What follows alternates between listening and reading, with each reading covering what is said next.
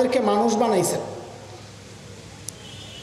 আমাদের সাথে ডানে বামে আরো দুইটা শ্রেণী আছে, এক শ্রেণী ফেরেশতা আর এক শ্রেণী শয়তান।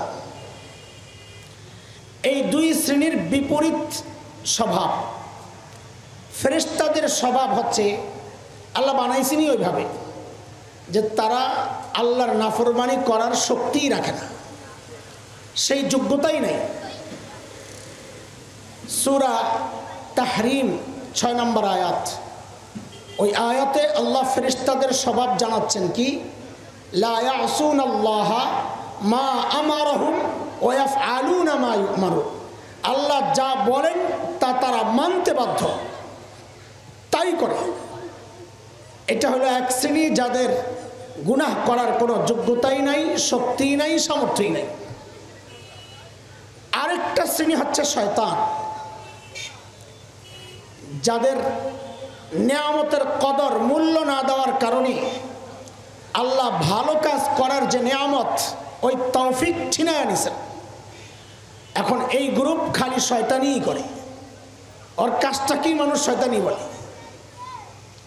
এই বিপরীত ধর্মী দুই মখলুকের মাঝখানে আল্লাহ আমাদেরকে বানাইছেন মানুষ। মানুষ বানায় আল্লাহ আমার ভেতরে একটা নফস দিছেন, নফস, আমার ইচ্ছা শক্তি। হাতেরও একটা নফস আছে, কানেরও একটা নফস আছে, চোখেরও একটা নফস আছে।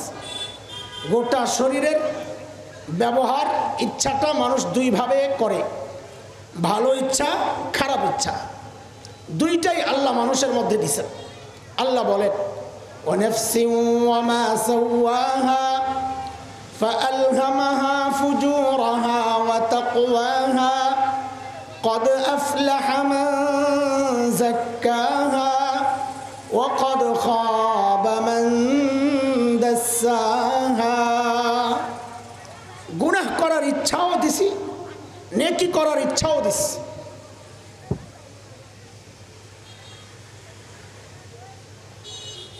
এমনকি নবীদের মধ্যেও আল্লাহ তাআলা গুনাহ করার শক্তি দিয়েছিলেন। আমাদের অনেকের মধ্যে অতিরিক্ত আবেগে তারা বলে নবীরা তো গুনাহ করেন নাই, গুনাহ করার শক্তিই ছিল না। এটা ভুল। সমস্ত নবীর মধ্যে গুনাহ করার শক্তি ছিল। হযরত ইউসুফ কি বলতেছেন, ওমা উবাররিউ নাফসি ইন্নান নাফসা লাআম্মারাতুম বিসসু। আমার ভেতরের নফসের কাজ হচ্ছে গুনাহ করতে উৎসাহিত করা। সেই নফস নিয়ে আমি নিজেকে পবিত্র কিভাবে বলি? হযরত ইউসুফের কথা আমাদের নবী বলেছেন। হযরত আগররে মাযানী রাদিয়াল্লাহু আনহুর বর্ণনা, নবী আলাইহিস সালাম বলেন, ইন্নাহু লা ইয়াগানু আলা কলবি হাত্তা আস্তাগফিরাল্লাহ কুল্লা ইয়াউম মিআতা মাররা। আকাশের মেঘমালার মতো আমার অন্তরেও মাঝে মধ্যে গুনার ইচ্ছা আসতে চায়, একটু জাগতে চায়। ওইটাকে ঠেক দেওয়ার জন্যে আমি প্রতিদিন 100 বার ইস্তিগফার করি। তাইলে নবীদের মধ্যে গুনাহ করার শক্তি সামর্থ্য ছিল না, গুনাহ করেন নাই, এর মধ্যে কোনো কৃতিত্ব নাই। ওরা উল্টা বোঝে, বরং ছিল কিন্তু গুনাহ করেন নাই কোনো নবী, নবুয়তের আগেও না, নবুয়তের পরেও না, এর মধ্যে কৃতিত্ব আছে। যেমন ধরেন ছোটবেলায় গল্প শুনছি এগুলা, এক কানা আর ল্যাংড়া। কানা মানে জন্মান্ধ, জন্ম থেকেই দেখে না, জন্ম থেকেই সে কিছু দেখে নাই। ল্যাংড়া যে, সেও জন্ম থেকে ল্যাংড়া, 2 পাও নাই। তো দুইটার মধ্যে গন্ডগোল লাগছে, ল্যাংড়া আর কানার মধ্যে গন্ডগোল লাগছে। তো কানাই বলে কি, তুই আমারে যত খারাপই কস, আমার মধ্যে একটা ভালো গুণ কিন্তু আছে। কি আছে? ভালো গুণ। তো ল্যাংড়াই বলে, কানা মিনাল কাফিরিন, বেড়া তোর মধ্যে আবার ভালো গুণ করতে আইলো রে। তো কানাই কি বলে দেখেন, হ্যাঁ কিন্তু জন্ম থেকে কাউরে দেখে নাই, শক্তি নাই। কানাই বলে কি, আমার মধ্যে একটা তাকওয়া আছে রে, আমি জীবনে হারাম জায়গায় কোনোদিন তাকাই নাই। হাসলেন কেন? কারণ যার তাকানোর যোগ্যতা নাই সে তাকাই নাই বলার মধ্যে তো কৃতিত্ব নাই। তো ল্যাংড়ায় কয়, আমার বুঝি কোনো ভালো যোগ্যতা নাই, ভালো গুণ নাই। তুই বেটা ল্যাংরা মিনাল ফাসিকিন, তোর মধ্যে আবার কি যোগ্যতা রে? তো ল্যাংরায় কয়, আমার জীবনে আমি কাউরে লাথি দিয়া দেখি নাই। কি দেয় নাই? এটা কি কোনো কৃতিত্বের কথা? তার তো পাই নাই, সে লাথি দিবে কোত্থেকা? তার তো চোখ নেই, সে দেখবে কোত্থেকা? হ্যাঁ, যদি চোখ থাকতো আর বলতো আমার জিন্দিগিতে আমি হারাম জায়গায় তাকাই নাই, ওইটা ছিল কৃতিত্ব। পা ছিল কিন্তু আমার জিন্দিগিতে আমি কাউকে লাথি দেই নাই, ওইটা ছিল কৃতিত্ব। যোগ্যতাই নাই তো বেঁচে থাকার মধ্যে কোনো কৃতিত্ব নাই। নবীদের মধ্যে গুনাহ করার যোগ্যতা ছিল কিন্তু তারা গুনাহ করেন নাই, এটার মধ্যে কৃতিত্ব। নবী ছাড়া আমরা যত মানুষ আছি আমাদের গুনাহ হয়, কোনো না কোনোভাবে হয়ে যায়। আল্লাহ তাআলার রহম, করম, দয়া, বহু গুনাহ আল্লাহ এমনি মাফ করে দেন। আলহামদুলিল্লাহ পড়েন না? খুশি হন না এটা শুই না? খুশির ভাব নিয়ে এটা তো রাগ হইলে কি করেন আপনারা? খুশির হালত যদি এই হয় তো রাগ হইলে কি করেন? জোরে কন আলহামদুলিল্লাহ, জোরে বলেন। এটা অনেক বড় নিয়ামত। আল্লাহ, আমি অপরাধ করি, আল্লাহ এমনি মাফ করে দেন। ওয়াফু আন কাসীর, আল্লাহ বলেছেন বহু গুনাহ আল্লাহ এমনি মাফ করে দেন। আবার বহু গুনাহ আছে আল্লাহ আমলের দ্বারা মিটাইয়া দেন। ইন্নাল হাসানাত ইউযহিবনাস সাইয়্যাত, যেমন রোজা সম্পর্কে আসছে হাদিস, মান সামা ওয়া কামা ঈমানান ওয়া ইহতিসাবা গুফিরা লাহু মা তাকদ্দামা মিন যামবি। যে সওয়াবের আশায়, ইহতিসাবান মানে সওয়াবের আশায় রোজা রাখে, তারাবি নামাজ পড়ে, আল্লাহ তাআলা তার পেছনের সমস্ত গুনাহ মাফ করে দেন। হজ সম্পর্কে আসছে, মান হাজ্জা লিল্লাহ ফালাম ইয়ারফাস ওয়ালাম ইয়াফসুক রাজাআ কায়াউমিন ওয়ালাদাতহু উম্মুহু। যে আল্লাহর জন্য হজ করে, মানুষ হাজী সাহেব বলবে ওই জন্যে না, হজ করতে যায় কোনো গুনাহ করে নাই, গুনাহমুক্ত সফর ছিল। সে যখন বাড়িতে ফেরত আসে তা আল্লাহর নবী বলেন সে এমন পবিত্র হয়ে যায়, তার মা তাকে যেদিন জন্ম দিছে সেই দিন যেমন পবিত্র ছিল এইরকম পবিত্র হয়ে যায়।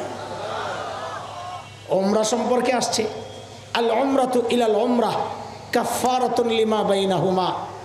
এই বছর করছে এক উমরা, 10 বছর পরে যায় করছে আরেক উমরা।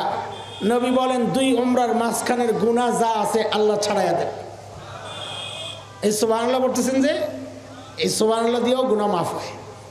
নবী আলাইহিস সালাম বলেছেন মাগরিবের পর যে 100 বার পড়বে সুবহানাল্লাহি ওয়া বিহামদি, বলেন কয়শো বার? কখন? আল্লাহ সারাদিন গুনাহ আছে সব মিটাইয়া দিবেন। ফজরের পর যে পড়বে সারা রাতের গুনাহ শেষ। নেক আমলের দ্বারা গুনাহ মাফ হয়। তো গুনাহ মাফের 2টা দিক পাইলাম। এক হচ্ছে ইয়াফু আন কাসীর, আল্লাহ বহু গুনাহ। একটা কথা ভেঙ্গে নেই তাহলে সামনের কথাটা বুঝতে সহজ হবে। আমাদের সমাজে একটা কথার খুব প্রচলন আছে, এটা আমাদের দিল দামাগে এমনভাবে বসছে, এর একটু এদিক ওদিক কইরা আমি বললে আমার বিরুদ্ধে লেগে যাবে। আমি অর্ধেক বলি, বাকি অর্ধেক আপনারা বললেন। আল্লাহ ছাড় দেন, কি মুখস্থ করছে পাবলিক, বলেন তো আবার, আল্লাহ ছাড় দেন, আরো জোরে কন। কিন্তু আমি এই কথার সাথে একমত না, এই জন্য আপনার করে দিয়ে বলাইছি। এটা তো দুনিয়ার মানুষের সিফত। নেতায় কয় আমার নেত্রী ছাড় দেন, ছেড়ে দেন না, তা আমার আল্লাহর নেত্রী কি এক? হ্যাঁ, এটা তো আল্লাহ কাফেরদের সম্পর্কে বলেছেন, ফামাহিলিল কাফিরিনা আমহিলহুম রুয়াইদা।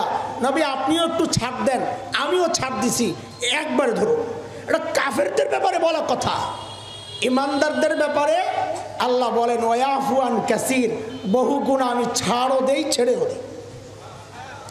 আমার আল্লাহ ছাড় দেন, ছেড়ে দেন না, না, আমার আল্লাহ ছাড়ও দেন, ছেড়েও দেন।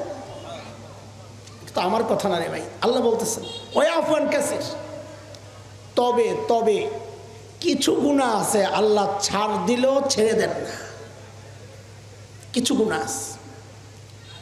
আমাদের উচিত ওই গুনাহগুলা ঠিক করা। তাইলে আমাদের মাফ পাওয়ার রাস্তা সহজ হবে। আমলের দ্বারা গুনাহ কিছু মাফ হইতেছে, এমনিও কিছু গুনাহ মাফ হইতেছে। তাহলে ওই গুনাহটাই আমার জন্য ভয়ঙ্কর, যেই গুনাহ আল্লাহ ছাড়ও দেন না, ছাড় দিলেও ছেড়ে দেন না। বলেন আপনারা ওই গুনাহটা আমাদের জন্য বিপজ্জনক গুনাহ কিনা?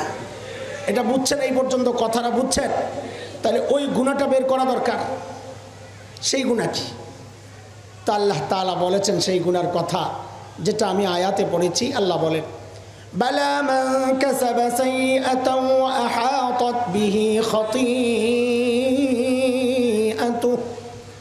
ফাউলাইকা আসহাবুন নার হুম ফিহা খালিদুন। আল্লাহ বলেন, বান্দা যেই গুনার মধ্যে ফেসে যায়, আহাতাত বিহি খাতিআতুহু, যেই গুনাহ বান্দারে ঘিরে ফেলছে, যেই গুনাহ থেকে বান্দা বের হতে পারে না। সহজভাবে যদি বলি, যেই গুনাহ বান্দা ছাড়তে পারে না, বারবার করে। আল্লাহ বলেন যেই গুনাহ তুমি ছাড়তে পারো না, নেশার মতো হয়ে গেছে, ফেসে গেছো, বের হতে পারো না, আল্লাহ বলেন উলাইকা আসহাবুন নার, আমি তাকে জাহান্নামে দিব। এই গুনাহ আমি ছাড়লেও ছেড়ে দিব না। কোন গুনাহ পাইলাম? যেই গুনায় আমরা ফেসে গেছি। সেই গুনাহ আমার একটা হইতে পারে, মুরব্বীর আরেকটা হইতে পারে, আমাদের ছোট ভাই মসজিদের ইমাম সাহেব তার আরেকটা হইতে পারে, আমাদের ওস্তাদরা আছেন নড়াই ভাগের, তাদের আরেকটা হইতে পারে, ছাত্রদের আরেকটা হইতে পারে। কেউ হয়তো মিথ্যা ছাড়তে পারে না, এটা তার গুনাহ। কেউ হয়তো টাকনোর নিচে কাপড় পরা ছাড়তে পারে না, এটা তার গুনাহ। কেউ হয়তো পর্দা করতে পারে না, এটা তার গুনাহ। কেউ সুদ ছাড়তে পারে না, এটা তার গুনাহ। কেউ ঘুষ ছাড়তে পারে না, এটা তার গুনাহ। এক একজনের এক এক গুনাহ হইতে পারে, কিন্তু সামষ্টিকভাবে যেই গুনার মধ্যে আমরা প্রায় সব শ্রেণীর মানুষ জড়ায় আছে, নির্দিষ্ট কারো গুনাহ না। এটা কি বুড়া, কি জোয়ান, কি মৌলবী, কি সাধারণ মানুষ, কি মুসল্লি, কি ইমাম, কি মুরিদ, কি পীর, কি ছাত্র, কি শিক্ষক, যেই গুনায় প্রায় সবাই ফেসে গেছি, জড়ায় গেছি, ছুটতে পারতেছি না, নেশার মতো হয়ে গেছে, সেই গুনাহটার নাম হচ্ছে টাচ মোবাইলের গুনাহ। মোবাইলের গুনাহ। বুড়া ওই গুনায় জড়িত, জোয়ান ওই গুনায় জড়িত, আলেম ওই গুনায় জড়িত, জাহেল ওই গুনায় জড়িত, এমনকি ছোট্ট বাচ্চাও ওই গুনায় জড়িত। বাচ্চার গুনাহ নাই, অভ্যস্ত হইতেছে, অভ্যাস তৈরি হইতেছে। কিছুদিন আগে আমার এক খুব কাছের আত্মীয়, রক্ত না, এক রক্তের না, কাছের আত্মীয়, ছোট্ট একটা বাচ্চা, দেখি খুব নাচতেছে, বেড়াইতে আসছিল, খুব নাচতেছে। নাচের ঢং দেখে আমি, কিরে এটা তো আউলা নাচ না, এটা তো কাটিং নাচ দেখা যায়। একটা আছে এলোমেলো লাফাইতেছে পোলাপাই না, হ্যাঁ যে ভঙ্গি টঙ্গি দেখলাম যে মাশাআল্লাহ সুবহানাল্লাহ আস্তাগফিরুল্লাহ, হ্যাঁ তো এই ভঙ্গি, এটা তো অরিজিনাল নাচের ভঙ্গি। তার মানে কি? সেই নাচ দেখছে, সেই নাচ দেখছে, তার মোড়ার মধ্যেই বোঝা যায় সেই নাচ দেখছে। তার মানে কি? একটা ছোট্ট বাচ্চাকে আমি আজকে গুনাহ দিয়ে দিয়ে বড় করতেছি। আগে ঘুম পাড়াইতো দাদি নানিরা পিঠের মধ্যে আল্লাহু আল্লাহ, আর এখন বাচ্চার সামনে মোবাইল না ছেড়ে দিলে সে ঘুমাইতে চায় না। হ্যাঁ, আগে এটা আম্মুর, এটা আব্বুর, এটা সান মামার, এটা ওই মামার, এই এক নলা, এই আব্বুরটা খেয়ালাও, আম্মুরটা খেয়ালাও। আগে এমনি এমনি করে ভাত খাওয়াই লেছে মারা। আর এখন এর সামনে সিনেমার ছবি না দিলে, ল্যাংটা ওই উলঙ্গ মেয়েদের নাচ না দিলে তার মধ্যে সেই ফিলিংস আসে না। কিন্তু সে যখন দেখে বাবাই যেটা দেখে ওইটা আমি দেখবো না কেন, মায় যেটা দেখে ওইটা আমি দেখবো না কেন, ওইটা না দেখাইলে সে খাইতে চায় না।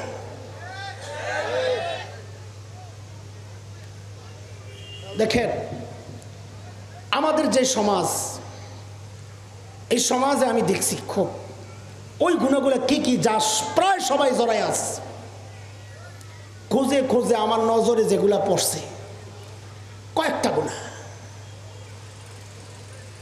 পুরুষের জন্য কিছু খাস গুনাহ, মেয়েদের জন্য আলাদা।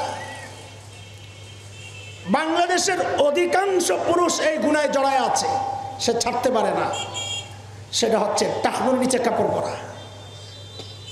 আপনি রাস্তায় দাঁড়ায় দেখেন অধিকাংশ মানুষ এমনকি নামাজিও মসজিদে আইসা প্যান্ট পরতে থাকে। কিরে ভাই, এটা কি নামাজের ফরজ? কথা বলে।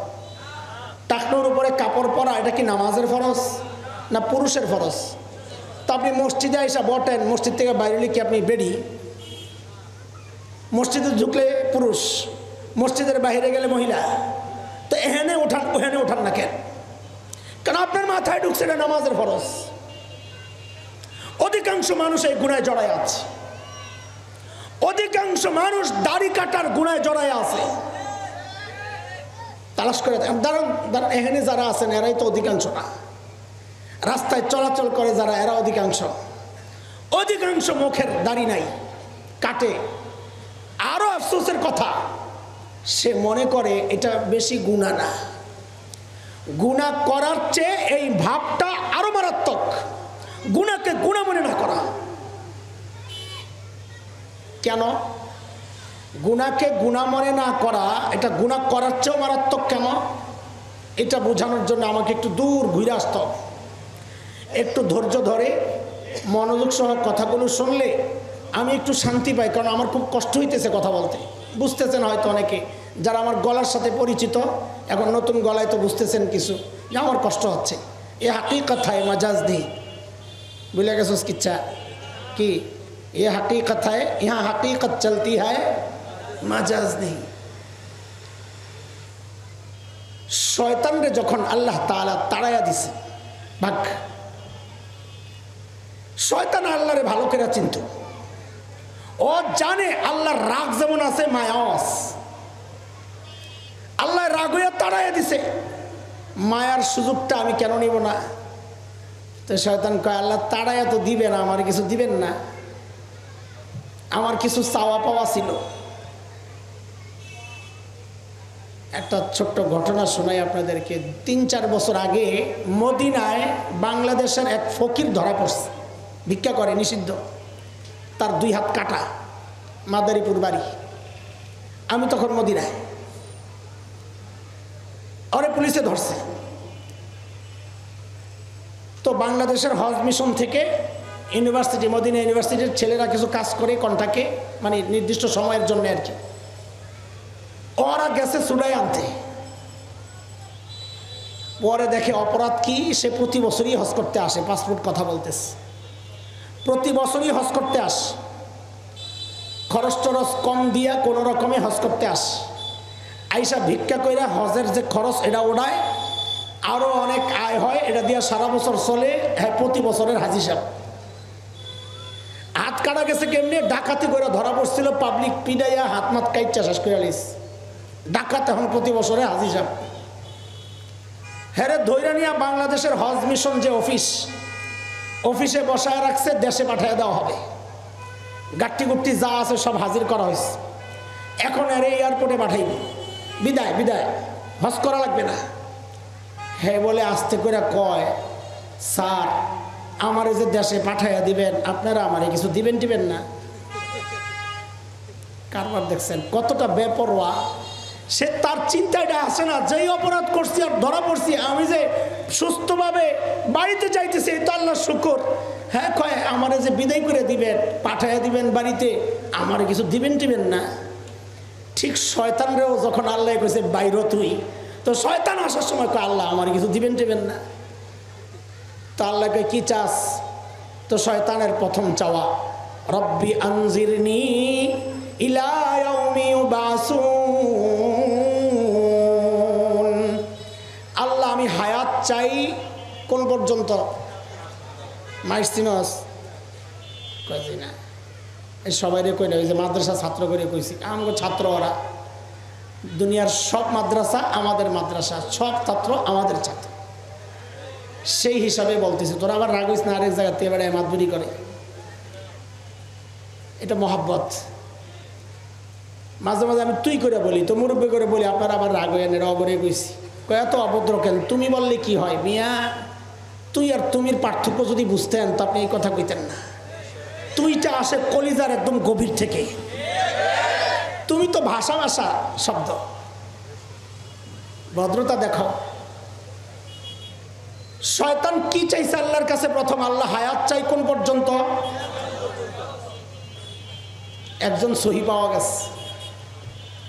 এটা আরেকটা ধোঁকা। শয়তান কিয়ামত পর্যন্ত সুযোগ চায় নাই তো, কারণ ওই বাটপার জানে কিয়ামত পর্যন্ত যদি সুযোগ চায় তা আমার খবর আছে মরণের সময়। বিষয় কি? বিষয় হইল ইসরাফিল সিংহায় ফু দিবে দুইবার। কয়বার?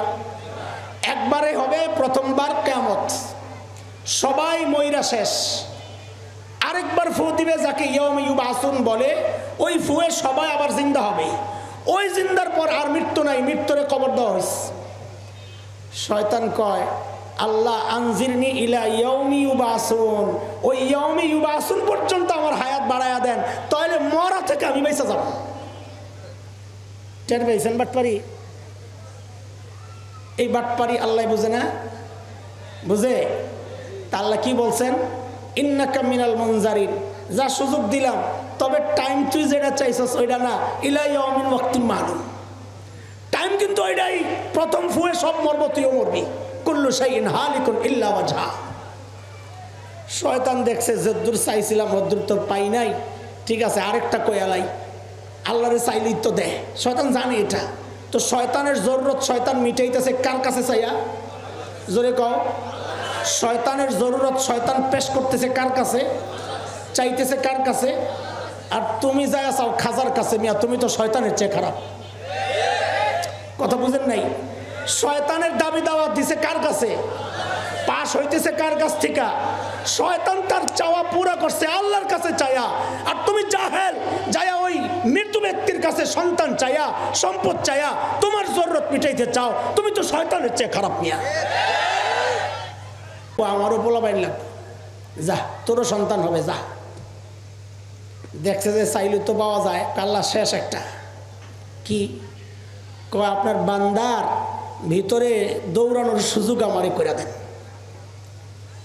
তা আল্লাহ বলেন যা, তাও দিয়া দিলাম, যা যা। নবী আলাইহিস সালাম বলেন ইন্নাশ শাইতান ইয়াজরি মিনাল ইনসান মাজরাদ দাম। শয়তান মানুষের যে রক্তের রেশা আছে, যে রগগুলো আছে, এই রগে রগে গোটা শরীরে দৌড়ায়। ঢুকে কোন দিক দিয়া? কোন দিক দিয়া? হাত পিছনের দিকে নিলে ঘাড়ের কাছে, এই মাঝখানের আঙ্গুল যেখানে যায় ওই দিক দিয়া ঢুকে। এই জন্য আল্লাহ তাআলা আমাদের নবী আলাইহিস সালামের ঠিক ওই জায়গায় মোহরে নবুয়ত লাগাইয়া দিয়েছেন যেন শয়তান ভিতরে ঢুকতে না পারে। মোহরে নবুয়ত কোথায়? কান্দে যেখানে, ঠিক ওদিক দিয়েই ঢুকে। শয়তান তো 3 আবদার মিটায়া বাস, হ্যাঁ এখন চামে আছে, খুশি। বাবা আদমের মন খারাপ, হায় আমার সন্তানের কি হইব, হ্যাঁ তো সব পাস করে এলিস, মন খারাপ। কি সমস্যা? সব চাইলো দিয়ে দিলেন, না আমার কি হইব, আমার পোলা বাইনের কি হইব, আমার পোলা বাইনে তো হ্যাঁ টাইম না, সব জাহান্নামের দিকে নিয়ে যাইব। হ্যাঁ, ইন্নামা ইয়াদউ হিজবাহ লিয়াকুনু মিন আসহাবিস সাঈর, সূরা ফাতির আয়াত 6। সে তো টাইম না লয়ে যাবো জাহান্নামের দিকে। আমারও কিছু সুযোগ টুযোগ দেন না। কে বলে? বাবা সন্তানের মায়া দেখেন। তা আল্লাহ বলে জান আপনি টেনশন করেন না, অত পাপ করাইব আপনার সন্তানরে দিয়া, তো আপনার সন্তান যদি নেকি করে তা আমি একটা করবে নেকি উঠায়া দেবো 10টা, আর গুনাহ করবে একটাই, একটা নেকি একটাই। মান জাআ বিল হাসানাহ ফালাহু আশরু আমসালিহা ওয়া মান জাআ বিস সাইয়্যাহ ফালা ইউজজা ইল্লা মিসলাহা। নেকি করবে একটা উঠাবে, গুনাহ করবে একটা উঠবে। আমার বাবার মন খারাপ কেন? বলে আমার সন্তান নেকি একটা করলে না 10টা দিবেন, হ্যাঁ তো আরো দিন ভাবে ফেসবুক চালাইবে, নেকি করবো কোন সময়? বুঝলেন নাই? গুনাহ তো করবে, এটা তো নিশ্চিত। গুনাহ তো করবে, নেকি করলে না 10টা হবে, না করলে। বুঝেন না এই কথা? তা আল্লাহ দেখছে আরে আদম তো বড় টেনশনে পড়ে গেছে, এত গুনাহ করাইবে কেমনে? আমি আপনার সন্তানকে ফেরেশতা দিয়ে ব্রেকেট দিয়ে রাখো, ফেরেশতা দিয়া ব্রেকেট দেবো যেন কাছে না যেতে পারে। লাহু মুআক্কিবাতুম মিন বাইনি ইয়াদাইহি ওয়া মিন খালফিহি ইয়াহফাযুনাহু মিন আমরিল্লাহ। ফেরেশতারা চারদিক দিয়ে আটকায় রাখবে, শয়তান ঢুকতে পারবে না। হাদিসে আসছে নবী আলাইহিস সালাম বলেন, বান্দার চারপাশ থেকে ফেরেশতা শয়তানকে ওইভাবে তাড়াইতে থাকে যেমন আমরা খাবার থেকে মাছিকে তাড়াই। বাবার টেনশন কিন্তু যায় না। কেন? বলে আপনি ফেরেশতা দিয়ে আমার সন্তানকে আটকাইয়া রাখবেন, ব্রেকেট দিয়ে হেফাজত করবেন, এর সে নিরাপদ জায়গা জান্নাতে তো আমিই ছিলাম, হ্যাঁ তো খাইয়ে গেছি কট। বুঝেন না এই কথা? হ্যাঁ তো দূরের থেকে কাম সারে, রিমোট কন্ট্রোল আছে, দূরের থেকে অশ্বাসা দিয়ে দেয়, ফেরেশতা করে এই ভেদ করে ভিতরে হয়তো ঢুকতে পারবো না, দূরের থেকে তো অশ্বাসা দিয়ে গুনাহ করাই এলে। কি মুশকিল! তা আল্লাহ বলেন আপনি টেনশন করেন না, আমি গফফার আছি তো, আমি আমার বান্দার জন্য রহমান রাহিম আছি তো, টেনশন করেন না, আপনি যান, আমি ব্যবস্থা একটা রাখছি। বলে বললেই তো হয়। বলে ব্যবস্থা হইল আপনার সন্তান গুনাহ করবে করবে করবে, জীবন পার করে ফেলবে, শেষে যায় যদি খালি একবার বলে, ও আল্লাহ, ও আমার মালিক, আমি ভুল করছি, আমারে মাফ করে দাও, আর করব না, আমি তার জিন্দগির সব গুনাহ মাফ করে দেব। আপনার একটু কেমন কেমন লাগতেছে না যে গুনাহ করছে 60 বছর, একবারে বলে সব মাফ? এটা বোঝা এখন খুব সহজ। ডিলিট করার সিস্টেম আছে অনেক রকম। এক জায়গায় 1000 কোটি নাম আছে, লেখছে 50 বছর লাগাইয়া। কয় বছর? 50 বছরের কাজ। অফিস থেকে অর্ডার আসছে একটা নাম ডিলিট করে দাও, তো একটা নাম ক্লিক করে ডিলিট টিপ দিলে কয়টা যাবে? কথা বলেন। 10টা নাম ডিলিট করে দাও, 10টা সিলেক্ট করে ডিলিট টিপ দিলে কয়টা যাবে? সবগুলা ডিলিট করার কোনো সিস্টেম আসেনি। ডিলিট টিপ দিলে একটা লেখা আসে, অল ডিলিট আসে। কথা বলে আসে। অল ডিলিটে টিপ দেওয়া, ওকে টিপ দিলে কয়টা যায়? কথা বলে না? কয়টা? সব। 50 বছরের কাজ আপনি টিপ দিয়ে একবারে মুছা ফেলতে পারেন। আপনার কম্পিউটারের এত ক্ষমতা, আর আপনি আল্লাহটা বিশ্বাস করতে চান না। আপনার কম্পিউটারের যদি অল ডিলিট অপশন থাকে, আমার মালিকের ক্ষমতা তার চেয়ে অনেক বেশি। আমার মালিক আমার আমলের গুনার আমলের ফাইলের মধ্যে অল ডিলিটে টিপ দিয়া জিন্দগির সব গুনাহ একবারে মুছা দিতে পারে।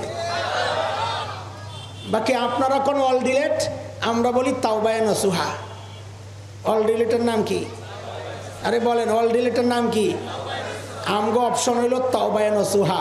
ওখানে লেখা অল ডিলিট, আমাদের লেখা তাওবায়ে নসুহা। তাওবায়ে নসুহায় টিপ পড়বে, পুরা ফাইল গুনাহমুক্ত হয়ে যাবে। আল্লাহু আকবার। যেই শয়তান শুনছে বাবা আদম রে আল্লাহ এই সুযোগটি দিছে, শয়তানের এখন মন খারাপ। আল্লাহ দুশ্মনরে এত সুযোগ দিবেন, তো মাঝখানে আমার এই 3টা সুযোগ কোন কামের জন্য দিয়েছেন আপনি? আমি সারা জিন্দগি মেহনত করে আরে নষ্ট করো, আর হ্যাঁ একবার ডাক দিয়ে সব ওকে করে ফেলাইবো, তা আমার এত সুযোগ কি জন্য দিছেন? শোনেন শয়তানের হুমকি, শোনেন, আমি আপনার বান্দা, তওবা করলেন আপনি মাফ করবেন নাকি? আরে কোন গুনাহ চলতেছে, তওবা করার দ্বারা যে গুনাহ মাফ হয়, ওই গুনাহ না, যা আল্লাহ এমনি মাফ করে দেন, ওই হিসাব আমরা বাদ দিয়ে আসছি। এখানে ওই গুনাহ যা কন্টিনিউ করি, যা তওবা ছাড়া মাফ হবে না। তো শয়তান বলে আপনি আপনার বান্দারে মাফ করবেন তওবা করলে তো? হ্যাঁ। তাইলে আমিও তো বাটপার কম না, আমি আপনার বান্দারে দিয়া এমন গুনাহ করাবো সে তওবা করবে না। কি করবে না? এখন তো বড়রা অস্থির হয়ে গেছেন, এই গুনাহ কি?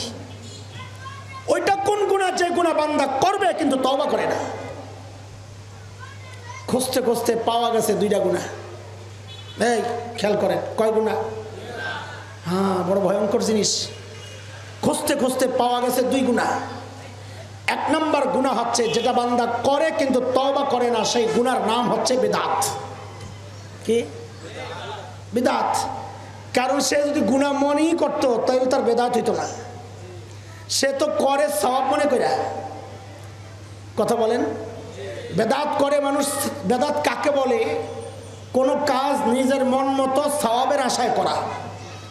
সওয়াবের আশা করলে ইহতিসাবান শর্ত, সওয়াবের আশা করলেই বেদাত হবে, সওয়াবের আশা না করলে বেদাত হবে না। সব নতুন কাজই বেদাত না। বেদাত হওয়ার জন্য শর্ত হলো সওয়াবের আশা করা। সওয়াবের আশা ছাড়া যে কাজই করুক ওটাকে বেদাত বলে না, ওটাকে জরুরত বলে। জরুরত এক জিনিস, বেদাত আরেক জিনিস। এটা বললেও বেদাতিরা আমাদেরকে বিভ্রান্ত করতে চায় যে মৌলবীরা বলে সব নতুন কাজ বলে বেদাত। তো মৌলবী মাইকে ওয়াজ করে কে? নবীর যুগে মাইক ছিল? কথা বলে। মৌলবী এসির রুমে বৈশা বৈশা ঠান্ডা খায়, এটাও তো বেদাত, কারণ নবীর যুগে তো এসি ছিল না। মৌলবী প্লেন দিয়ে হজ করতে যায়, এটাও তো বিদাত। নবীজি তো প্লেন দিয়ে হজ করতে যান নাই, সাহাবীরাও যান নাই, তো মৌলবী কেন যায়?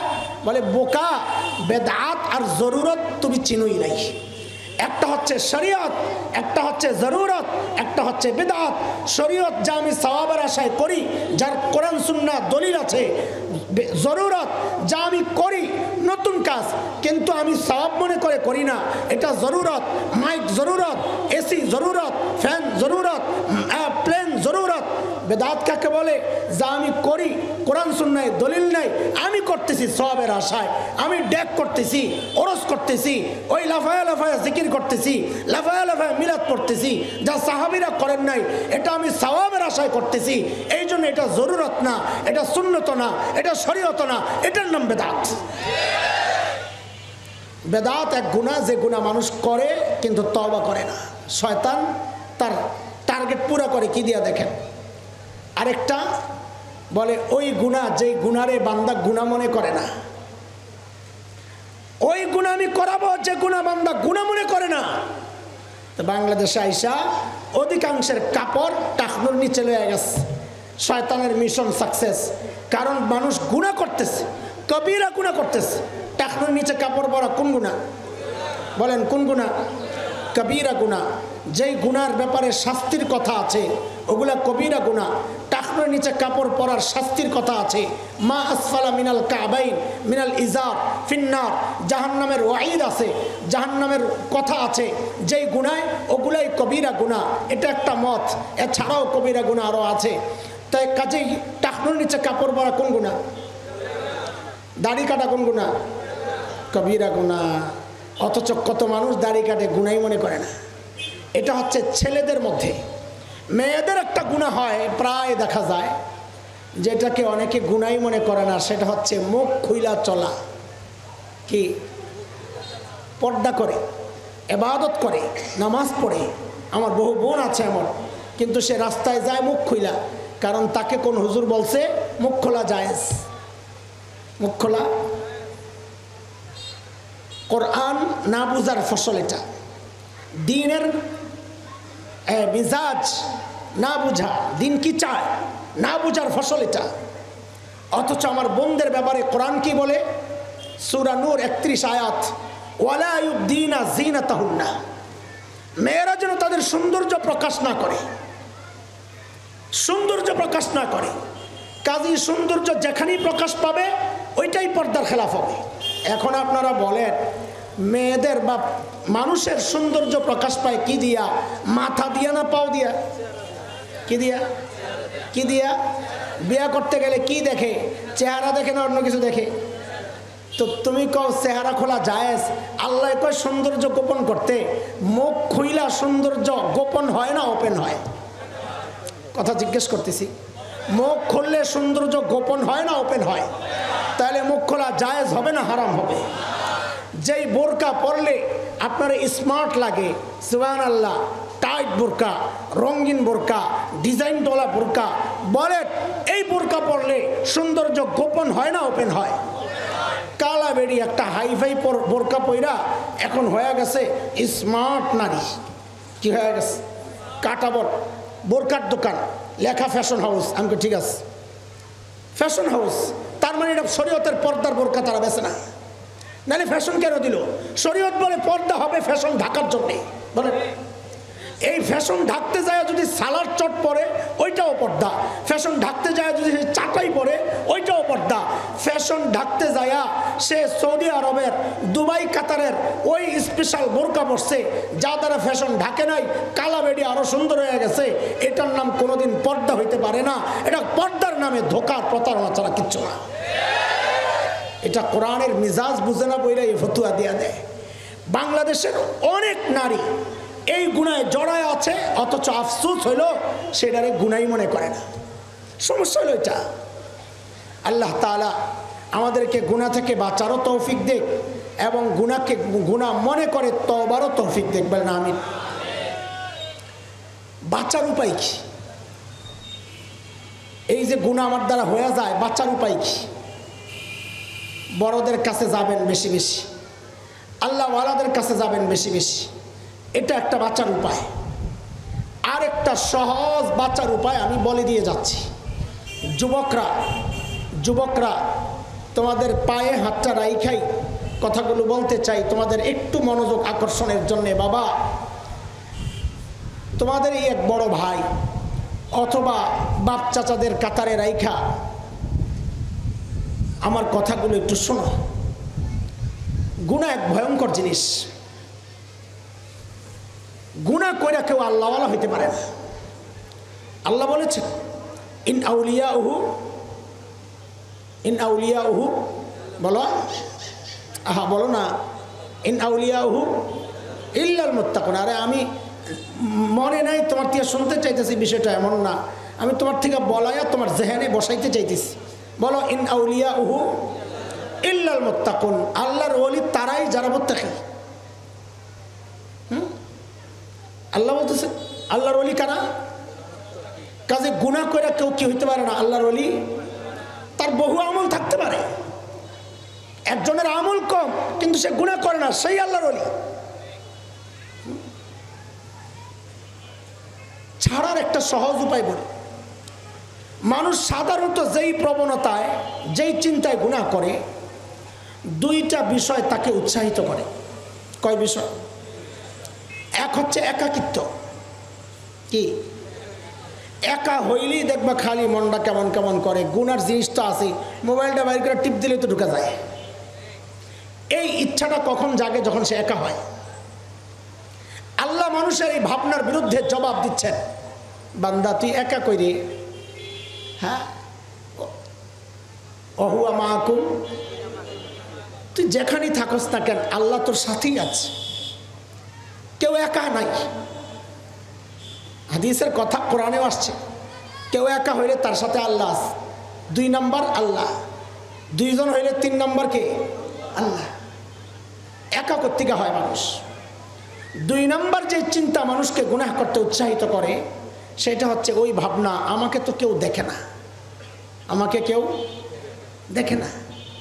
আল্লাহ, এই চিন্তার ভাবনার বিরুদ্ধে আল্লাহর জবাব, আলম ইয়ালাম বিআন্নাল্লাহ ইয়ারা, ও জানেন আমি তাকায় আছি। দেখে না মানে আমি তাকায় আছি সারাক্ষণ, কি করতেছে দেখতেছি। এই যে একটা চিন্তা, এটারে দিলের মধ্যে বসাও, দিমাগে বসাও, যে দুনিয়ার কেউ আমাকে না দেখলেও একজন দেখছেন, তিনি কে? আর একটু জোরে শুনতে চাইছিলাম। আমি এই ভাঙ্গা গলা লইয়া চিৎকার দিলাম, তোর তো জোরে চিৎকার দেওয়া দরকার। কেউ না দেখলেও আমাদেরকে একজন দেখছেন, তিনি কে? মাশা। তবে আমরা এই প্রসঙ্গে যে আয়াতটা আনব, ওই আয়াতের সাথে মিল রাখার জন্যে এই জায়গায় জবাবে আল্লাহ না বলে বলবো রব্বে করিম দেখতেছেন। বলেন এইবার আমাদেরকে কে দেখতেছেন? জোরে বলেন। 2 কাজ, দেখতেছেন আর পিছন থেকে ডাকতেছেন, বান্দাই গুনাহ তুই কেন করতেছিস? আমরা যখন ছোটবেলায় অপরাধ করতাম, মা বাবা ডাকতেন না? ডাক দিতেন? আমার মা বাবা আমাকে যতটা ভালোবেসেছেন, মা বাবা সন্তানকে যতটা ভালোবাসে, আল্লাহ তার বান্দাকে তার চেয়ে 1000 কোটি গুণ বেশি ভালোবাসে। কেন? সেটাও একটু পরে আসতেছি ইনশাআল্লাহ। তো আমি আপনি যখন গুনাহ করি, আমাকে একজন দেখতে থাকেন, কে সেই মালিক? আর কি করতে থাকেন? বলেন, দেখতে থাকেন। আর কোরআনে সূরা ইনফিতার আম্মা পারা আল্লাহ বলেন, ইয়া আইয়ুহাল ইনসান মা গাররাকা বিরাব্বিকাল কারীম। ও মানুষ, তুমি যে গুনাহ করতেছো, কে তোমাকে তোমার করিম রব ভুলাইয়া দিল? আহারে, এই ডাক্তার যে কত ওজন, ওজনটা বুঝলে যায় কথাটা দিলে লাগবে। আগে একটু ওজনটা বুঝেন। করিম কাকে বলে? আরবিতে করিম বলা হয় ওই দাতাকে, যিনি দেন তাকে কি বলে? দাতা। করিম বলা হয় ওই দাতাকে যিনি না চাইতেই দেন। বলেন, না চাইতেই। এই চোখ চায়া পাইছি না? না চাইয়া। কানটা, জিভটা, হাত পা, আচ্ছা একটা অঙ্গ বলেন যা আমি না চাইয়া পাইছি? বলেন, আমার শরীরের কোনটা আমি চাইয়া পাইছি? বলেন, একটাও না।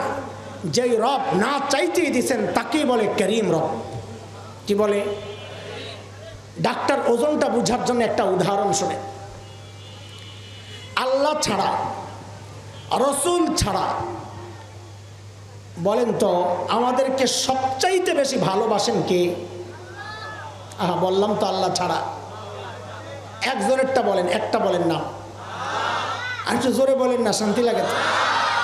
আরে যে যার নাই সে জানে ডাকটা কত মজা লাগে। হ্যাঁ, এখন তো বুঝো না। মার হৃদয়ে যে আল্লাহ কত ভালোবাসার মমতা ভরে দিছেন তা আল্লাহ জানেন আর মা জানেন। আমি বলতে পারবো না। আমি বলি মাঝে মধ্যে বাচ্চাদেরকে, এই মা চিনো? মা চিনো? ঘরে খাবার যা আছে মা বুঝতেছেন যদি আমিও খাই বাচ্চাদের পেট ভরবে না। মা ওই মানুষ ওই মুহূর্তে একটা নাটক করে বসবে, বাবা তোরা খায়া নে, আমার না কেমন বমি বমি লাগতেছে, আমি খাবো না। অথচ দেখা যায় ক্ষুধায় পেট জ্বলতেছে, মা খায় না। এর নাম মা। ঘরে আপেল আছে 3টা, বাচ্চাও 3টা। ওই মুহূর্তে মা চিন্তা করে কাঠ থেকে একটু খামো, ওর কম হইব, তো বলবে তোর এই বিদেশি ফল আমার ভাল লাগে না, তোরাই খায়া নে। অথচ মন চাচ্ছে একটা কামড় দিই। এর নাম মা। বাসায় যেতাম গভীর রাত, যায় দেখতেছি সব ঘুম, বউ ঘুমাইতেছে, বাচ্চা ঘুমাইতেছে, কোনো অপরাধ না, এটাই তো ঠিক। গভীর রাতে কি করবে? তো মা যখন জীবিত ছিলেন তো দেখতাম জানালার কাছে দাঁড়ায় রয়েছে একজন, নিচের দিকে কখন গাড়িটা ঢুকবে। মাঝে মাঝে যায় পাইতাম সেজদায় পড়ে রইস, কখনো যায় পাইতাম দোয়ায় বসে রইস, কখনো পাইতাম অস্থির পায়চারি করতেছে। তো মাঝে মাঝে যায় জড়াইয়া ধইরা জিজ্ঞেস করতাম, মা আপনি ঘুমান না কেন? তো কি বলতেন, বাবারে বাহিরে যতক্ষণ থাকো ঘুম তো আমার আসে না, আমি কি করবো? এর নাম মা। এই জন্যই তো ওলামারা মুফতিরা মাসআলা আলাদা করছেন। কোনো সন্তান যদি বাবা মার আগে মারা যায় তো মাসআলা কি? বাবা সন্তানের লাশের পেছনে পেছনে যেতে পারে, বাবা সন্তানের কবরেও নামতে পারে। কেন? বাবার কলিজায় মায়া নাই? আছে। বাবা ও সন্তানকে দাফন করার সময় চিৎকার করে করে কান্না করবে, কিন্তু বাবাকে আল্লাহ ওই মনোবল শক্তি দিছেন, বাবা সন্তানকে শোয়া উপরে উঠতে পারবে। কিন্তু কোনো মায়ের জন্য সন্তানের লাশের পেছনে যাওয়া চলবে না, সন্তানের কবরে নামা চলবে না। কেন?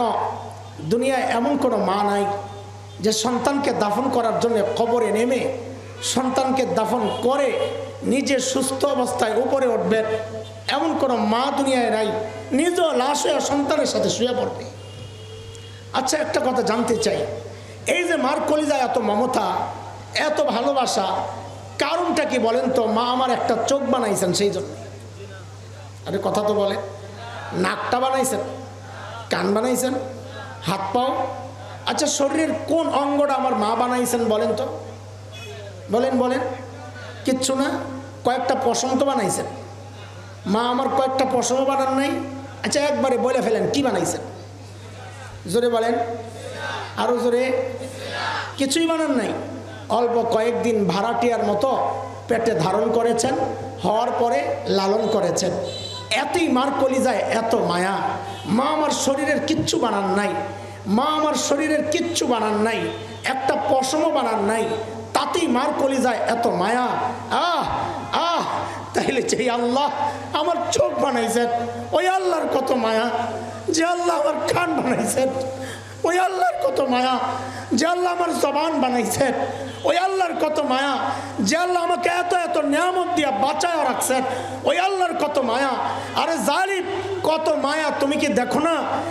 তুমি দরজা বন্ধ করে যখন ভেতরে গুনাহ করি, ভেতরে গুনাহ চলছে, আর আমার মালিক দরজার নিচে দিয়া বাতাস আর অক্সিজেন পাঠায়া দিচ্ছেন যেন আমি মইরা না যাই। তুমি যখন গুনাহ করি না, মালিক ঠিক এই কথাগুলো মনে করে দিয়া দিয়ে ডাকতে থাকেন, ইয়া আইয়ুহাল ইনসান মা গররাকা বিরাব্বিকাল কারীম।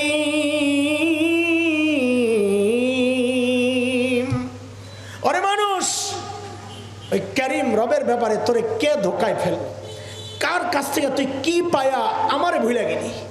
আরে যে চোখ দিয়া তুই সিনেমা দেখতেছস, যে চোখ দিয়া গুনাগুলা করতেছস, আরে ওই চোখ তো তোরে ওই নায়ক নায়িকা দেয় নাই, আমি কারীম রব দিছি, তাও না চাইতে দিস।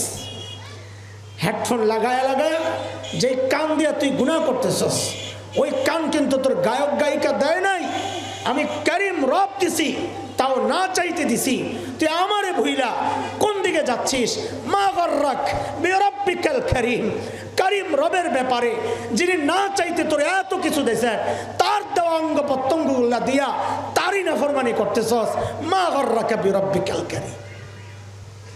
প্রতিনিয়ত আল্লাহ এইভাবে ডাকতে থাকে। ডাকার ভেতরে আরেকটা বিষয় লুকায় আস। কি সেটা? এরে বান্দা, তুই তোর বাচ্চার সামনে গুনাহ করস না।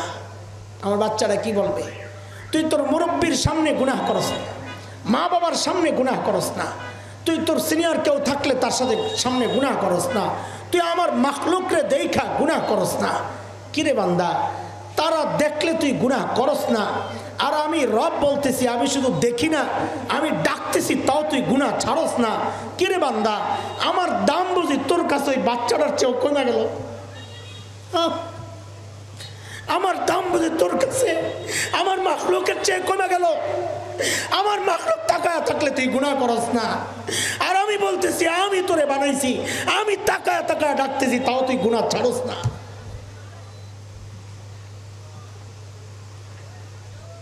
যুবক, কিভাবে বললে বুঝবি তোরা? এর চেয়ে ভালো করে বলার সাধ্য সামর্থ্য আমার নাই, আমি অযোগ্য মানুষ। তবে আরেকটা অস্ত্র আছে, সেটাও দিয়া যায়। আমার কথা যদি তোদের হৃদয়ে টাচ না করে, তো বলি কি, তোরা সব সামনে আয়, সামনে আয়, তোদের পাওগুলো আবার সামনে মেলা দে। আমি ওই পাউডি জড়াইয়া বসে বসে সারা রাত কান্না করি, তাও তোরা গুনাহ ছেড়ে দে। বাবা, গুনাহ ছেড়ে দে। চুল পাইকা সাদা হয়ে গেছে, দাড়ি পাইকা সাদা হয়ে গেছে, এখনো গুনাহ ছাড়তে পারেন না। জিজ্ঞেস করি আপনি কবে ছাড়বেন? মৃত্যুর আলামত প্রকাশ পাওয়া গেছে আপনার মধ্যে, শরীরের একটা অংশের মৃত্যু শুরু হয়ে গেছে। দাড়ি সাদা মানে বুঝেন কিছু? শরীরের অংশের মৃত্যু শুরু হয়ে গেছে। যে কোনো মুহূর্তে মালাকুল মউত হুকুম পাইলে কাপ করে রূহটা নিয়ে যাবে। এখন আপনি গুনার মধ্যে পড়ে আছেন। এবার একটু থামেন। আর কত, আর কত, আর কত? মালিকের গফফার গুণের সুযোগটা নেন না একটু। দুনিয়ার সব মানুষ অপরাধী খুঁজে শাস্তি দেওয়ার জন্যে, আমার একজন মালিক আছেন তো, যিনি অপরাধী খুঁজেন মাফ করার জন্যে। সেই মালিক ডাকতেছে, আপনি গুনাই চালায়া যাচ্ছেন। এবার একটু থামেন, আল্লাহর রাস্তে বলি থামেন। মালিকের কাছে নিজেকে সমর্পণ করেন, অতীতের সমস্ত গুনার জন্য মাফ চান, ভবিষ্যতে আর গুনাহ না করার দৃঢ় অঙ্গীকার করেন। আল্লাহ তাআলা যে সমস্ত গুনাহ আল্লাহ ছাড়বেন না আল্লাহ বলেছেন, ওই গুনাহ তো অবশ্যই আল্লাহ আমাদেরকে সব রকমের গুনাহ থেকে বাঁচায় রাখেন। আমিন। আল্লাহ তাআলা আমাদের অতীতের সমস্ত গুনাহ খাতাগুলো মাফ করে দেন। আমিন।